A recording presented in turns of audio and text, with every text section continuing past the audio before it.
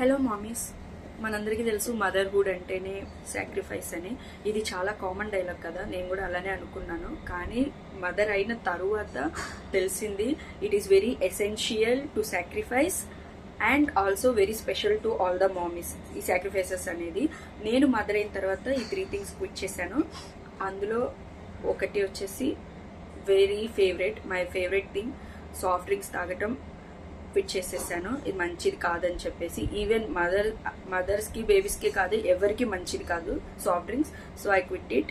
And తర్వాత putting nail paints, ఇది మనం తినేటప్పుడే కానీ పిల్లలకి ఫీడ్ చేసేటప్పుడు కానీ మంచిది కాదని చెప్పి నేను నెయిల్ పెయింట్స్ వేసుకోవటం క్విట్ చేశాను. I know it is very girly thing.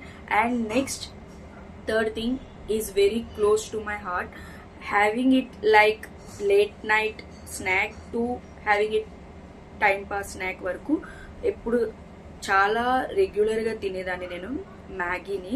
దాన్ని నేను క్విట్ చేశాను ఆఫ్టర్ బికమింగ్ ఏ మదర్. అలానే మీ లైఫ్లో కూడా మీరు ఇలాంటి సాక్రిఫైసెస్, అంటే దీని సాక్రిఫైస్, ఇది పెద్ద సాక్రిఫైసా అనుకుంటారు, బట్ స్టిల్ ఇవి కూడా సాక్రిఫైసెసే. ఇలాంటి సాక్రిఫైసెస్ మీరు మీ లైఫ్లో మదర్ అయిన తర్వాత ఏం చేశారో కమెంట్ సెక్షన్లో కమెంట్ చేయండి.